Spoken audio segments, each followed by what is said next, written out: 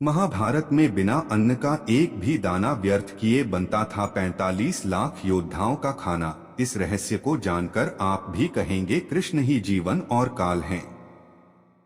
महाभारत में योद्धाओं के लिए खाना कौन बनाता था? महाभारत की कहानी के अनुसार उडुपी के राजा पेरुंजो तृतीयन कुरुक्षेत्र के योद्धाओं के लिए खाना बनाते थे। उडुपी के राजा श्री कृष्ण के मूंगफली खाने के अंदाज को देखकर समझ जाते थे कि युद्ध में कितने योद्धा मरने वाले हैं। इस आधार पर अगले दिन बनने वाले भोजन की मात्रा का निर्णय लिया जाता था। सबसे खास बात यह है कि भोजन इतनी सही मात्रा में बनाया जाता था कि ना ही भोजन कम पड़ता और ना ही व्यर्थ होता था। इसका रहस्य श्री कृष्ण से जुड़ा हुआ है। असल में उडुपी की राजा ने श्री कृष्ण के साथ जुड़ी एक घटना को देखकर इस बात का अंदाजा लगाया था। आइए जानते हैं महाभारत की यह कहानी। महाभारत के युद्ध में अक्सर लोग योद्धाओं और उनके प्रतिशोध के बारे में बात करते हैं, लेकिन युद्ध केवल हार जीत या योद्धाओं की शक्तियां तक ही सीमित नहीं होता, बल्कि युद्ध की कई छोटी छोटी बातें भी बहुत महत्व रखती हैं।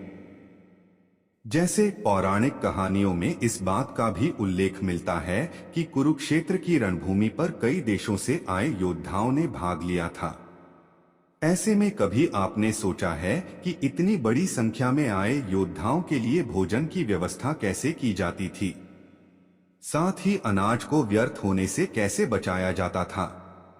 आइए जानते हैं महाभारत के इस अद्भुत रहस्य को।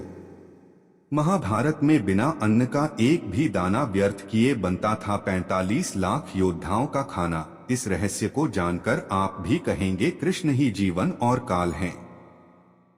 महाभारत में 45 लाख योद्धाओं के लिए कैसे हुई खाने की व्यवस्था?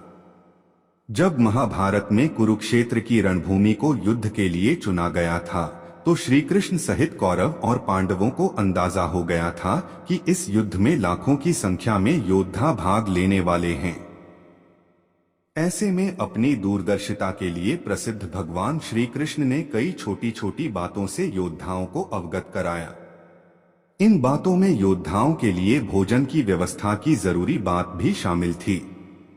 जब यह बात उडुपी के राजा पेरुंजो तृतीयन तक पहुंची, तो वे श्री कृष्ण से मिलने पहुंचे और उन्होंने हाथ जोड़कर निवेदन किया कि वे युद्ध में भाग नहीं लेंगे, लेकिन महाभारत के योद्धाओं के लिए भोजन की व्यवस्था जरूर करेंगे।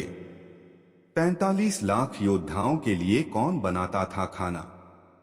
महाभारत की कहानी के अनुसार कौरव और पांडवों की तरफ अलग अलग देशों से आए योद्धा लड़ रहे थे, जिनकी अनुमानित संख्या 45 लाख से भी ज्यादा थी। ऐसे में इतनी बड़ी संख्या में योद्धाओं के लिए भोजन की व्यवस्था करना असंभव लग रहा था, लेकिन उडुपी नरेश ने 45 लाख लोगों के लिए भोजन की व्यवस्था की। महाभारत की कहानी के अनुसार 45 लाख योद्धाओं के लिए हर दिन भोजन की व्यवस्था उडुपी के राजा पेरुंजो तृतीयन किया करते थे। उनके साथ सहायक के तौर पर कुछ और राजा भी शामिल थे, जो अन्न की सामग्री का प्रबंध किया करते थे। हर शाम भोजन बनाने का हिसाब किताब होता था।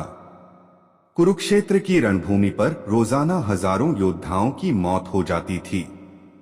ऐसे में इस बात का लेखा जोखा रखना बहुत मुश्किल था कि अगले दिन भोजन कितनी मात्रा में बनाना है।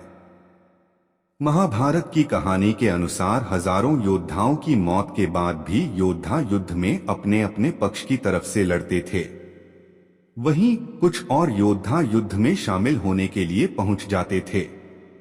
ऐसे में भोजन का लेखा जोखा तैयार करना बहुत मुश्किल हो जाता था, लेकिन उडुपी के राजा ने इस समस्या का एक ऐसा रास्ता तलाशा था जिससे सही मात्रा में भोजन बनाना आसान हो जाता था। महाभारत में भोजन की सही मात्रा बनाने का निर्णय कैसे होता था? उडुपी के राजा ने एक ऐसा तरीका ढूंढ निकाला था जिससे कि भोजन को बर्बाद होने से रोका जा सकता था। उडुपी नरेश अपनी समस्या लेकर श्री कृष्ण के पास गए।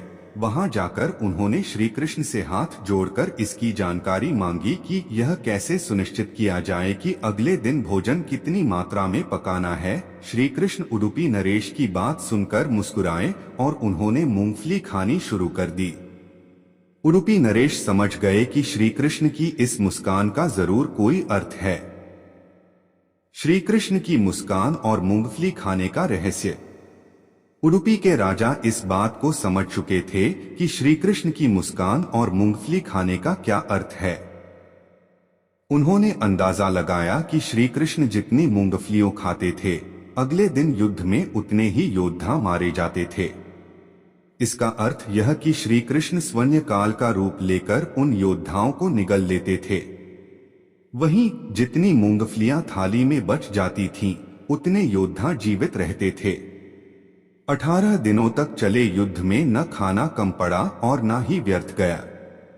महाभारत में यह घटना किसी आश्चर्य से कम नहीं है कि उडुपी के राजा श्री कृष्ण के मूंगफली खाने की घटना से कैसे कुरुक्षेत्र के योद्धाओं की मौत का आंकड़ा निकाल लिया करते थे। इस वजह से 18 दिनों तक चले इस युद्ध में एक दिन भी न खाना बर्बाद हुआ और न ही किसी योद्धा को खाना कम पड़ा।